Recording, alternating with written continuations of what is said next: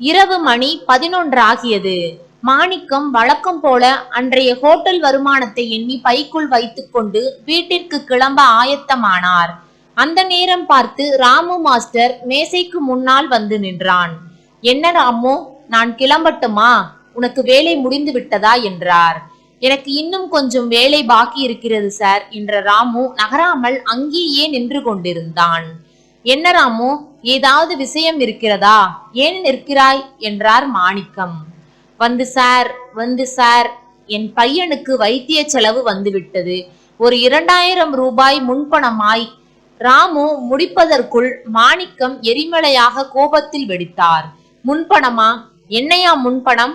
உன் கணக்கில் முன்பணம் என்று எவ்வளவு இருக்கிறது தெரியுமா? தெரியும் சார். 24,400 ரூபாய். இதை எப்போது கொடுப்பாய்? எப்படி கொடுப்பதாக உத்தேசம்? மாதா மாதம் தவறாமல் சம்பளத்தையும் பைசா பாக்கி இல்லாமல் வாங்கிக் கொள்கிறாய். நான் என்ன ஹோட்டல் நடத்துகிறேனா? தர்மச்சத்திரம் கட்டி வைத்திருக்கிறேனா? கணக்கு வழக்கு இல்லாமல் அள்ளி கொடுக்க? மாணிக்கத்திடமிருந்து வார்த்தைகள் நெருப்பாய் வந்து விழுந்தன. ராமுவின் கண்களில் நீர் திரண்டு கொண்டு கீழே விழலாமா வேண்டாமா என்று தவித்துக் கொண்டிருந்தது. சார், இந்த ஒரு முறை மட்டும், ராமு கெஞ்சினான். இனிமேல் நீ என்னிடமிருந்து ஒருபோதும் இரக்கத்தை எதிர்பார்க்காதே. இதே வேலையாய் போயிற்று. உனக்கு பைசா தரமாட்டேன். மாணிக்கம் சொல்லி முடிப்பதற்குள் மேசையை பிடித்து கொண்டே ராமு கீழே சரிந்து விட்டான். மாணிக்கம் ஒரு நிமிடம் பதறி துடித்து விட்டார். கை கால்கள் வெடுக்கு வெடுக்கு என இழுக்க, சங்கர் சங்கர் என்று இன்னொரு வேலையாளை கூவி அழைக்க, சங்கர் ஓடி வந்து ராமுவை பார்த்தான். ஓடிப்போய் கொஞ்சம் தண்ணீரை கொண்டு வந்து முகத்தில் தெளிக்கவே ராமு மெதுவாக கண் வெளுத்தான். அவன் முகமும் உதடுகளும் வெளுத்து போக, கண்கள் மட்டும் பார்வை நிலை குத்தி எங்கேயோ நிற்க மாணிக்கம் பீதியடைந்து விட்டார். சங்கர், தூக்கு தூக்கு, ராமுவை என் காரிலே படுக்கவை, நீயும் வா, டாக்டரிடம் போகலாம் என்று ராமுவை தூக்கி காரில் போட்டுக்கொண்டு சங்கருடன் பக்கத்து டாக்டரிடம் போனார். டாக்டர் ராமுவை நன்றாக பரிசோதித்து விட்டு, ஒன்றும் பயப்பட வேண்டாம், கொஞ்சம் பிரஷர் தான் இருக்கிறது, ஒரு ஊசி போடுகிறேன், மாத்திரையையும் எழுதி தருகிறேன், நன்றாக தூங்கி எழுந்தால் சரியாகிவிடும் என்றார். மாணிக்கத்துக்கு போன மூச்சு திரும்பி வந்தது. ஊசி போட்ட பின் மாத்திரைகளையும் வாங்கி கொண்டு ராமுவை திரும்ப அழைத்து கொண்டு சங்கரிடம் வழி கேட்டுக்கொண்டே ராமுவின் வீட்டிற்கு போய்விட்டார் மாணிக்கம். தன் வீட்டு வாசலில் கார் வந்து நின்றதையும் ராமு களைத்து போய் கைத்தாங்களுடன் வருவதையும் பார்த்த ராமுவின் மனைவி மைத்திலி ஓடிச் சென்று கணவனை பிடித்து கொண்டு கதற ஆரம்பித்து விட்டாள். அவனது குழந்தைகளும் அப்பா அப்பா என்று ஓடி வந்து சுற்றி கொண்டன. சங்கர் தான் மைதிலியை ஆசுவாசப்படுத்தினான். ஒன்றுமில்லையம்மா, கொஞ்சம் மயக்கம்தான், டாக்டரிடம் காட்டியாயிற்று, ஒன்றும் பயப்பட வேண்டாம் என்று சொன்னான். அப்போது மாணிக்கம் சங்கரிடம் 3000 ரூபாய் பணத்தை எண்ணி கொடுத்து, அந்த அம்மாவிடம் கொடுத்து விடு, ராமு முழுவதும் குணமான பிறகு வேலைக்கு வரட்டும் என்று சொல்லிவிட்டு சங்கரையும் அழைத்து கொண்டு காரில் திரும்பினார். மாணிக்கத்துக்கு ஒரே குழப்பம். ராமுவிற்கு ஏற்பட்ட மயக்கம் தலைக்கு வந்தது தலைப்பாகையோடு போனது போல ஒரு ஆறுதல். காரை கொண்டு போய் பக்கத்தில் இருந்த பிள்ளையார் கோயில் வாசலில் நிறுத்திவிட்டு உள்ளே போனவர் அங்கிருந்த அரச மர நிழலில் சற்று உட்கார்ந்து கொண்டார். மெல்ல சங்கரிடம் பேச்சு கொடுத்தார். சங்கர், ராமுவுக்கு எத்தனை குழந்தைகள்? 5 குழந்தைகள் சார். என்ன, 5 குழந்தைகளா? 3 குழந்தைகள் பிறந்த போது எனக்கும் தெரியும் என்று மெல்ல நெற்றியை கசக்கி கொண்டார். ராமுவின் மனைவி மைத்திலியின் முகம் கண்களில் நிழலாடியது. ராமு மைத்திலியை புதுமண பெண்ணாக திருமணம் கழித்து 1 வாரத்தில் அழைத்து வந்த மாணிக்கத்திடம் ஆசீர்வாதம் வாங்கிய போது பார்த்தது. இன்றும் அதே கலையான முகம். பளிச்சென்ற முகத்தில் மஞ்சளும் குங்குமமும் மின்ன, கழுத்திலே ஒரே ஒரு மஞ்சள் சரடு மட்டும்.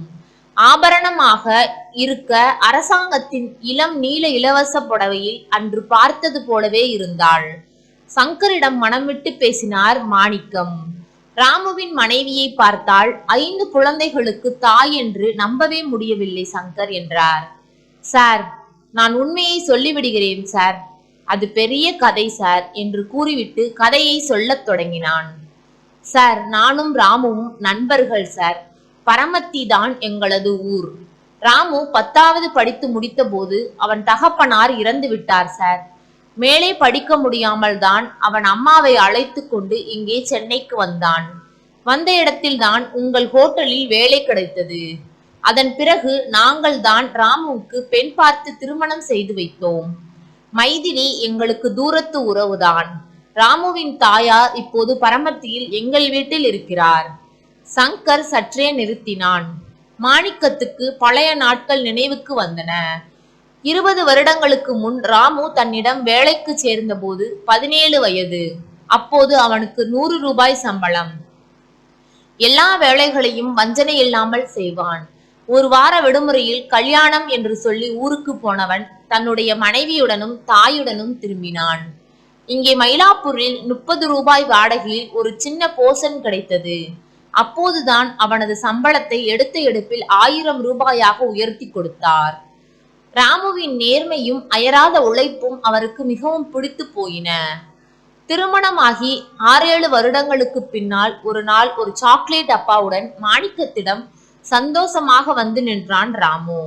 அவர் வாஞ்சையுடன் விசாரிக்க தலையை சொரிந்து கொண்டே வாய்க்கொள்ளாத சிரிப்புடன், எங்கள் வீட்டிற்கு 3வது ஆள் வந்தாச்சு சார் என்று மகிழ்ச்சியுடன் சொன்ன காட்சி இன்றும் அவர் கண்முன்னாலேயே நிற்கிறது. அதை கேட்ட மாணிக்கத்திற்கு மகிழ்ச்சிதான்.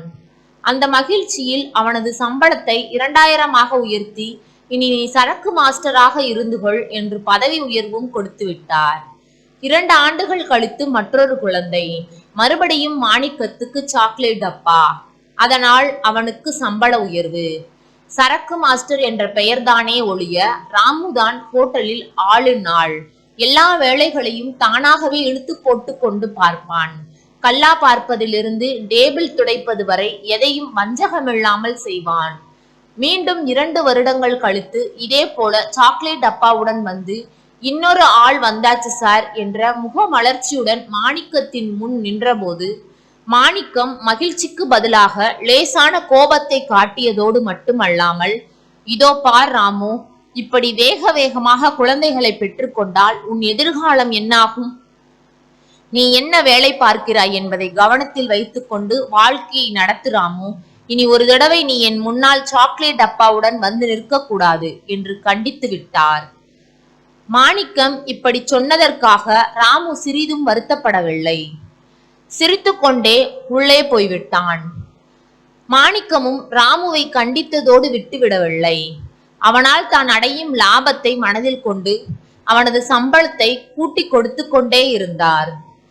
கேட்கும் போதெல்லாம் முன்பணமும் கொடுத்து வந்தார். அதுதான் இன்று முற்றி போய் 24,000 நிற்கிறது. மாணிக்கத்துக்கு இப்போது மனதில் ஒரு சந்தேகம் தலை தூக்கியது.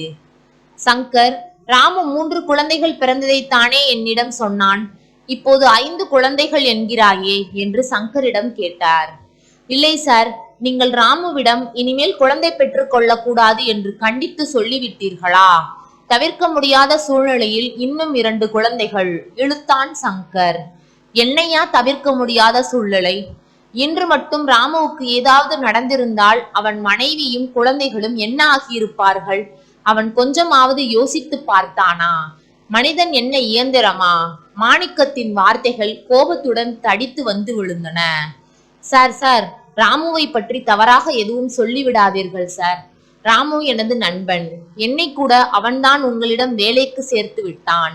இந்த 5 குழந்தைகளும் அவன் பெற்ற குழந்தைகள் இல்லை சார். அவன் வளர்க்கும் குழந்தைகள் தான் 5 என்று சொல்லும் போதே சங்கரின் கன்னங்களில் உணர்ச்சி மேலிட்டால் கண்ணீர் வடிந்தது. மாணிக்கம் அதிர்ச்சியில் பேச்சற்று சங்கரையே வெறித்து பார்த்தார். ஆமாம் சார், ராமு தன்னுடைய குழந்தைகளை ஒருபோதும் வளர்க்கும் குழந்தைகளாக காட்டிக்கொள்ளவே மாட்டான். என்னிடம் கூட இதை யாரிடமும் ஹோட்டலில் சொல்லக்கூடாது என்று சொல்லி வைத்திருக்கிறான் என் சார். அவன் மனைவி மைத்திலியும் கூட ராமுவை போலதான் சார். நல்ல பெண் சார் அது என்ற போது மாணிக்கம் உண்மையிலேயே கலங்கிதான் போனார். ராமு அடிக்கடி முன்பணம் கேட்ட போதெல்லாம் வரும் கோபத்தை மறைத்து கொண்டுதான் பணம் கொடுப்பார். ஒரு நாள் கூட ஏன், எதற்கு என்று அவர் கேட்டதில்லை. வெறுப்புடன் தான் பணம் கொடுப்பார். மெதுவாக சங்கரிடம் நான் தழுதழுக்க, அவனுக்கு 3 குழந்தைகள் என்று எண்ணியிருந்தேன். அதன் பிறகு எப்படி இன்னும் 2 குழந்தைகள்? அனாதை ஆசிரமத்தில் இருந்து இத்தனை குழந்தைகளை அழைத்து வந்தானா என்று கேட்டார் மாணிக்கம். இல்லை சார், அதுவும் ஒரு பெரிய கதை சார். சங்கர் ஆரம்பிக்கவே மாணிக்கம் கவனமாக கேட்க ஆரம்பித்தார். அவர்களுக்கு திருமணமாகி 6-7 வருடங்களாக குழந்தையே பிறக்கவில்லை சார். 10 வருடங்களுக்கு முன்னால் ஒரு மார்கழி மாதத்தில் விடிகாலையில் மைதிலி கோலம் போட வாசலை திறந்த போது தொப்புள் கொடி கூட காயாத நிலையில் ஒரு பெண் குழந்தை வீட்டு சுவர் ஓரமாக சுற்றி வைக்கப்பட்டிருந்ததாம். மைதிலி ராமுவை ஓடி போய் அழைத்து வந்து காட்டவே இருவருமாக அந்த விடிகாலை வேளையில் குழந்தையை தூக்கி கொண்டு உள்ளே போய்விட்டார்கள். அந்த குழந்தையை பெற்ற குழந்தையை போல பாசத்துடன் வளர்த்தார்கள் சார்.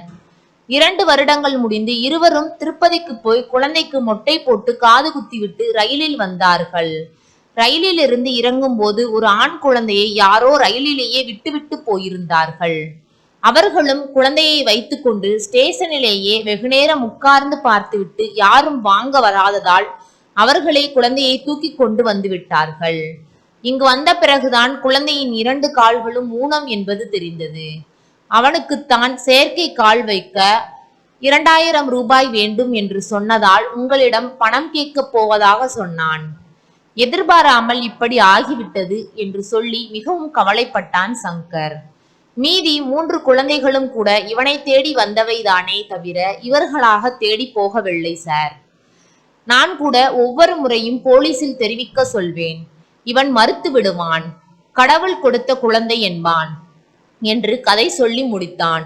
சற்று நேரம் கனமான அமைதி அங்கே குடிகொண்டது.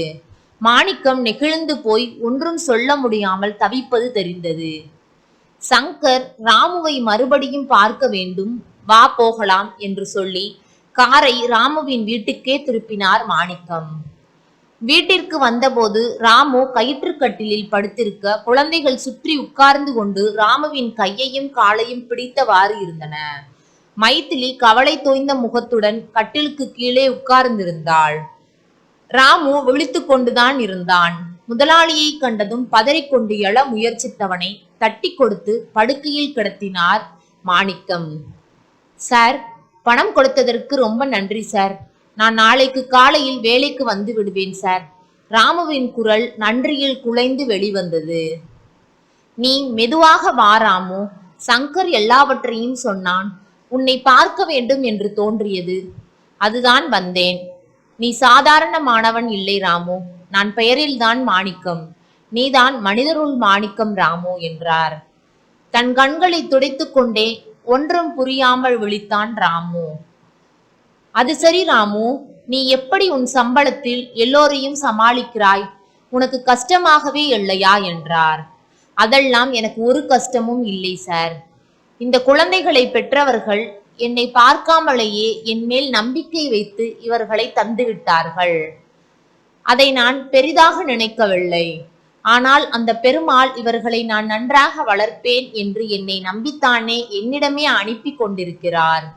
எங்கோ உழைத்த பயிர்களை என் வீட்டிற்கு அன்பு என்னும் கழனியில் பதிய வைத்துவிட்ட பெருமாள் எங்களை காப்பாற்றவும் செய்வார் என்ற நம்பிக்கைதான் சார் என்றபோது, ராமு, உன் நம்பிக்கை என்னை தூள் தூளாக உடைத்து போட்டு விட்டதப்பா. எனக்கு 2 குழந்தைகள். இன்னும் 2 தலைமுறைக்கு சொத்து சேர்த்து விட்டேன். ஆனால் உன்னை போல் ஒரு விலை மதிக்க முடியாத மாணிக்கமாக நான் இல்லாமல் போனேன். ராமு, உன் நம்பிக்கை வீண் போகவில்லை. இந்த நிமிடத்திலிருந்து இந்த குழந்தைகள் எனக்கும் குழந்தைகள்தான் என்றபோது 2 மனிதர்களின் நேயங்கள் கூட்டணி சேர்ந்து கொண்டது மகிழ்ச்சியாக இருந்தது. நன்றி. கதை பிடித்திருந்தால் லைக் பண்ணுங்க, ஷேர் பண்ணுங்க, சப்ஸ்கிரைப் பண்ணுங்க. உங்களுடைய கருத்துக்களை கமெண்ட் பாக்ஸில் தெரிவிக்கவும். தங்கள் ஆதரவிற்கு நன்றி.